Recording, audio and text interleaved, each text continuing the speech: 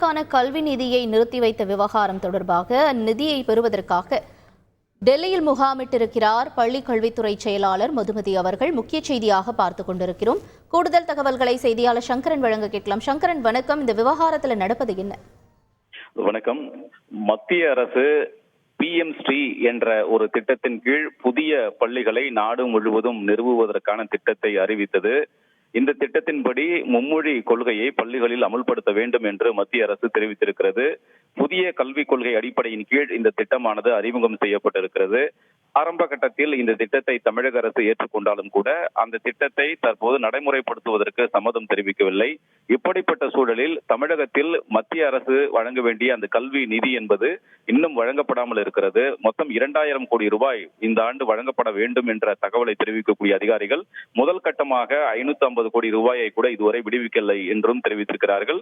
இது தொடர்பாக தமிழக முதல்வர் ஏற்கனவே மத்திய அரசுக்கு கடிதம் எழுதியிருக்கிறார். நேற்று கூட பள்ளிக்கல்வி அமைச்சர் அன்பில் மும்மொழி கொள்கையை அமல்படுத்தினால் மட்டுமே நிதி தருவோம் என்று மத்திய அரசு அழுத்தம் கொடுப்பதாகவும் நேற்று தெரிவித்திருந்தார்.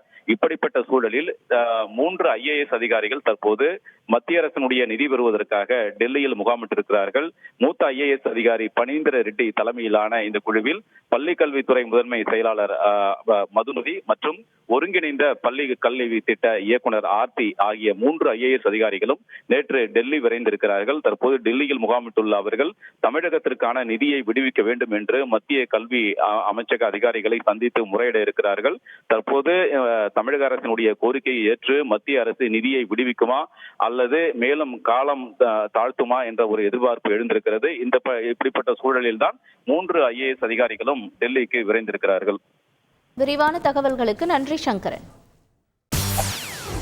செய்திகளை உடனுக்குடன் தெரிந்து கொள்ள உடனே சப்ஸ்கிரைப் பண்ணுங்க.